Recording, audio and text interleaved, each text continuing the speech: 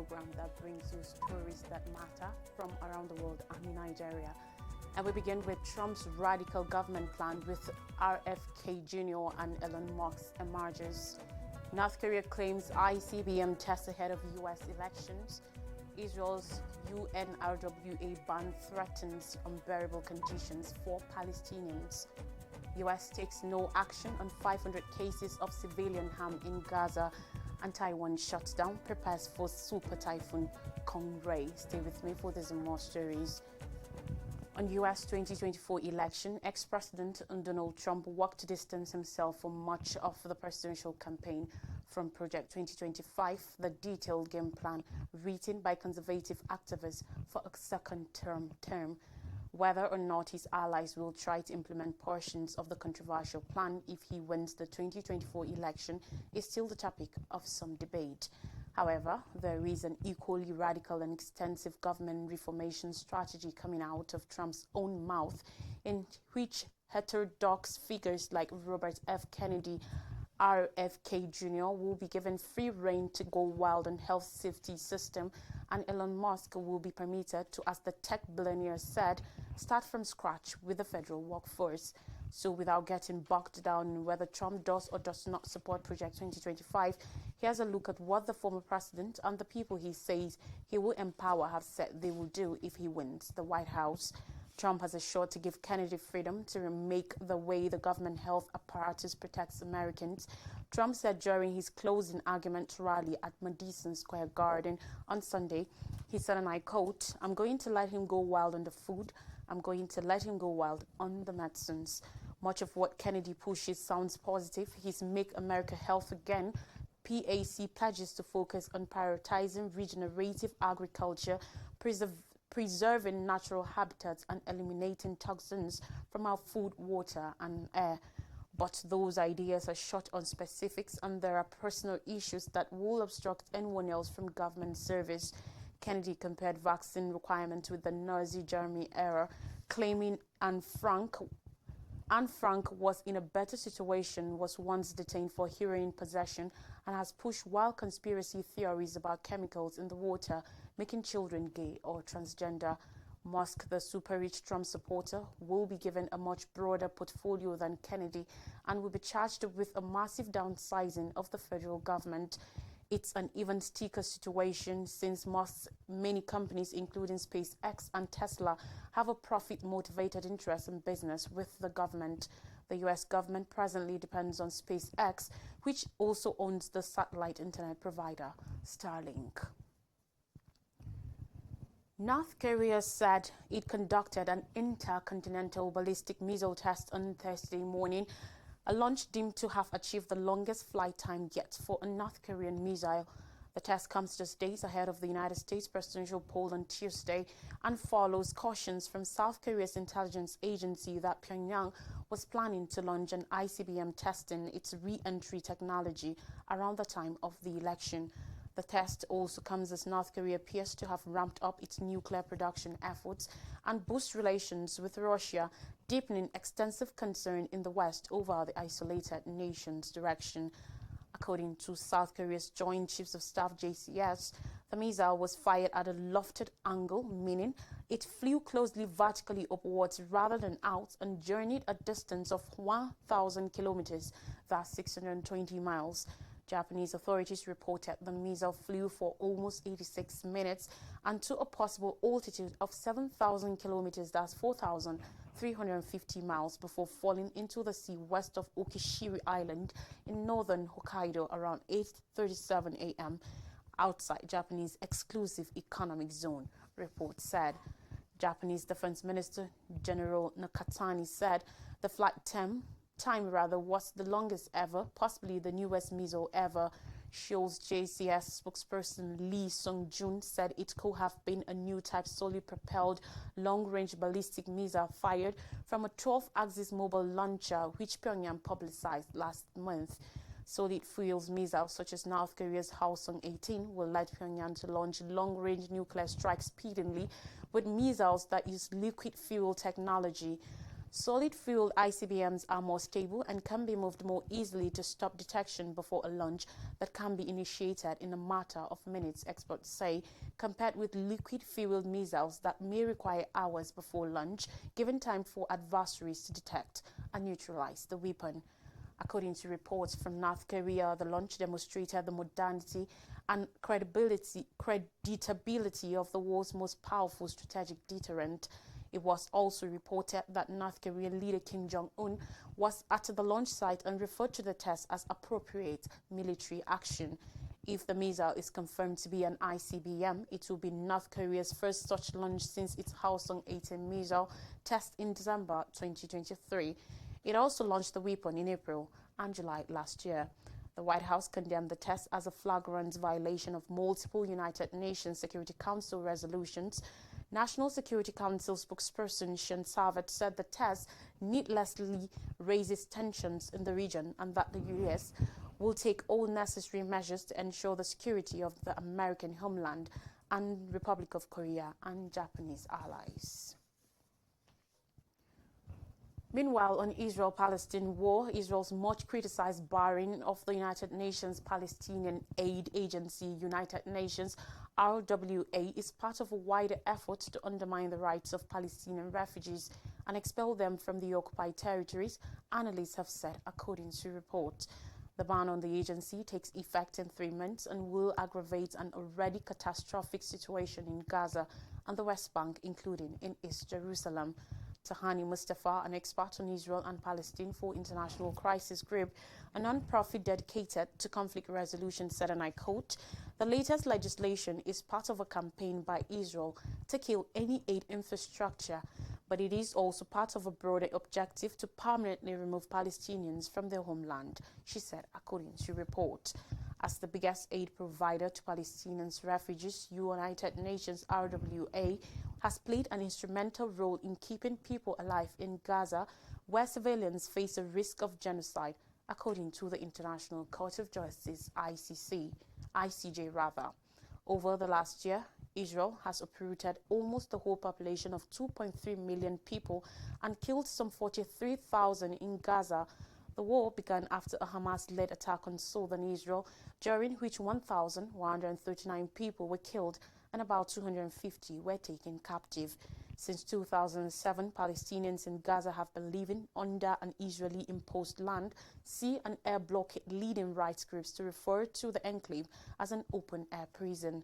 According to analysts, Israel now seems to be trying to depopulate Gaza by terminating UNRWA's services, an irreplaceable lifeline for the population.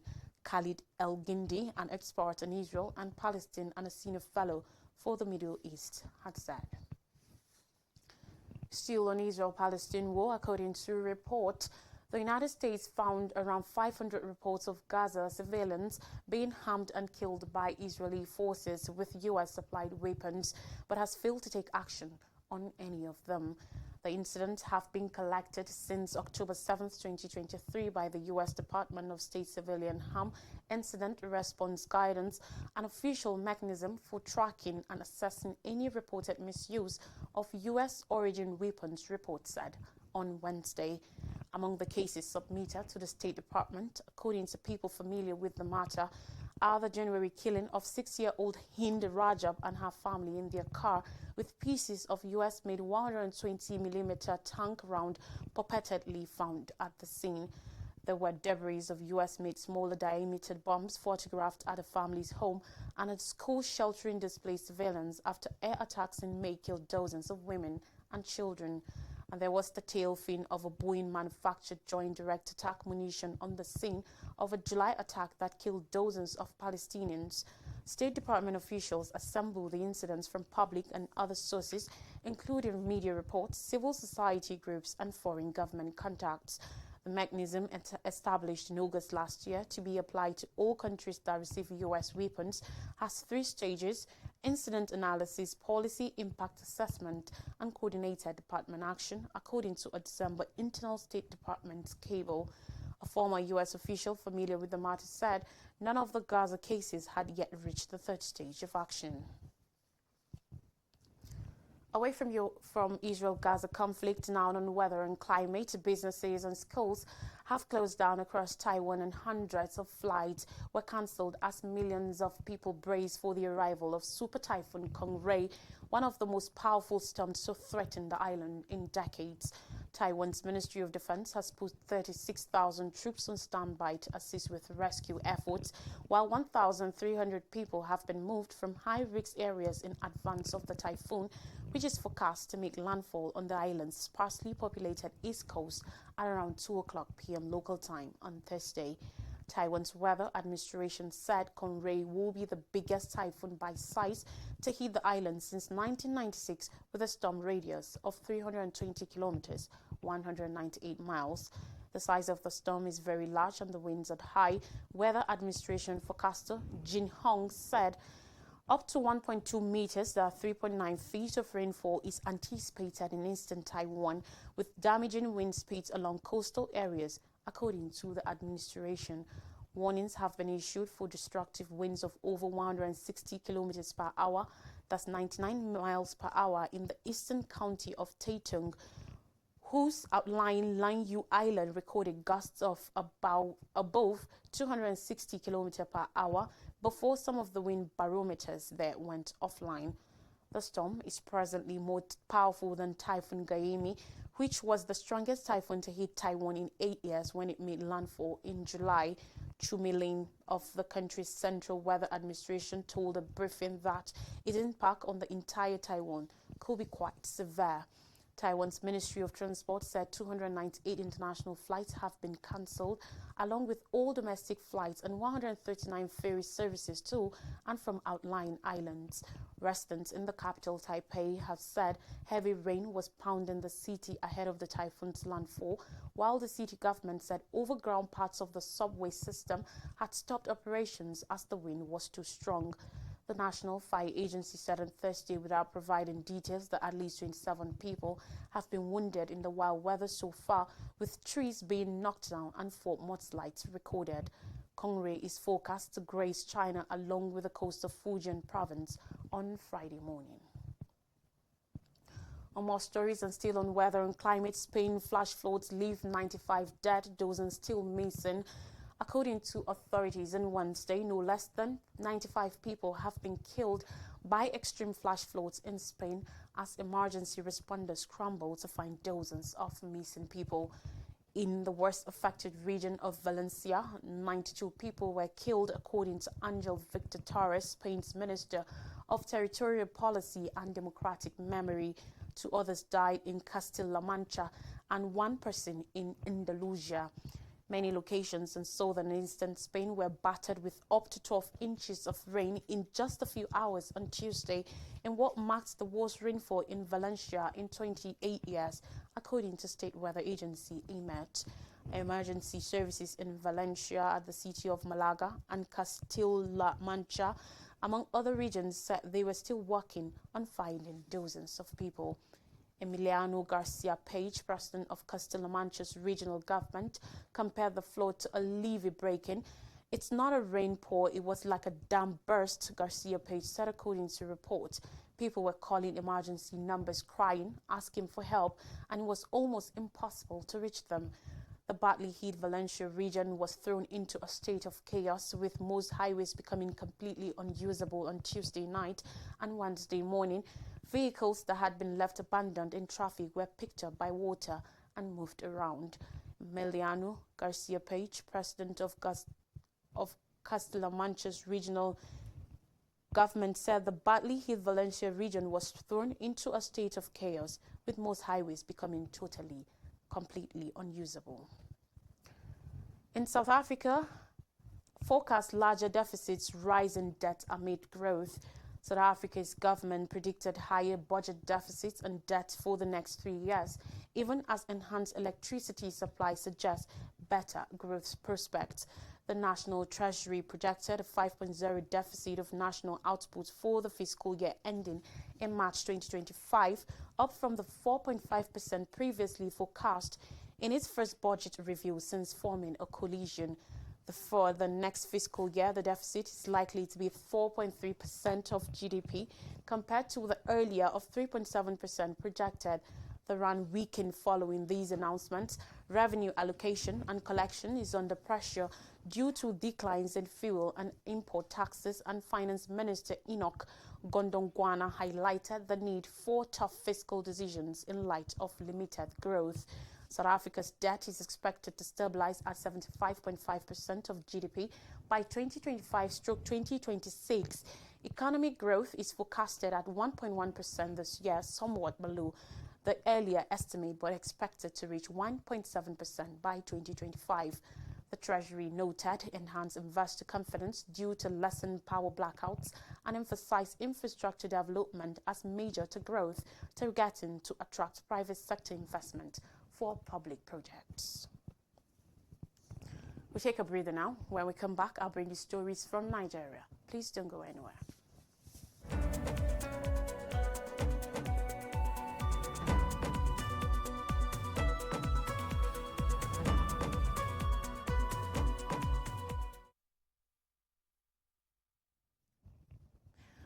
You're welcome back, and now stories from Nigeria. Senate approves Ojukwu Yilwada, 5 others as ministers. The Senate has approved Dr. Nentawe Yilwada, Ambassador Bianca Odumegu Ojukwu, and 5 other ministerial nominees recently named by President Bola Ahmed Tinubu. This decision was praised by opposition senators, mainly for the appointment of Ambassador Bianca Odumegu Ojukwu from the All Progressives Grand Alliance (APGA) as Minister of State for Foreign Affairs. The confirmation followed a thorough 5-hour screening session during the Senate plenary. Notably, some nominees with prior government experience were asked to introduce themselves and were permitted to exit after their brief presentations. The confirmed appointees, including Dr. Nentawe Yilwada, Minister of Humanitarian Affairs and Poverty Reduction, Muhammadu Dinyadi, Minister of Labour and Employment, and Bianca Odumegu Ojukwu, Minister of State for Foreign Affairs. Other nominees are Dr. Jumoke Oduwole, Minister of Industry, Trade and Development, Idi Meha, Minister of Livestock Development, Yusuf Atta, Minister of State for Housing, and Dr. Suwaiba Ahmed, Minister of State for Education. Senators expressed their confidence in Ambassador Bianca Ojukwu, widow of the late Chukwuemeka Odumegu Ojukwu, and the other nominees during the screening. Senator Victor Ume, Labour Party Anambra Central, remarked that Bianca Ojukwu's inclusion in the federal cabinet heralds opportunities for reconciliation and progression. He stated, she embodies the values that her husband championed and will advocate for equal rights. Despite their party differences, Senator Tony Nwoye, LP Anambra North, called her one of the finest nominees. Senator Enyinaya Abaribe, APGA Abia South, also commended President Tinubu for incorporating members from opposition parties, signaling his commitment to a unity government. Recall that recently, President Tinubu conducted a cabinet reshuffle, which resulted in the dismissal and reassignment of several ministers, alongside the appointment of the 7 latest officials.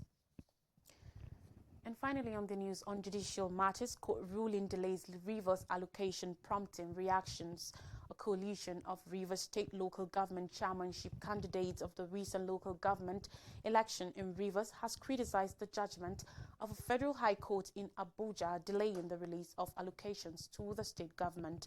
Justice Joyce Abdul Malik had in her ruling on Wednesday ordered that the Central Bank of Nigeria (CBN) should stop releasing monthly financial allocations to the Rivers State government.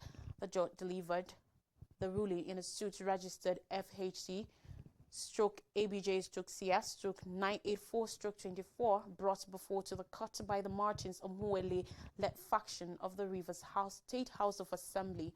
Meanwhile, responding on the ruling in Port Harcourt, the coalition urged the judiciary to maintain its place as the last hope of the common man in the country. Progress Aselemi, chairman of the coalition, who was the candidate of Zenith Labour Party for Abua/Odua local government area in the election, while speaking, called on President Bola Tinubu to wade into the matter.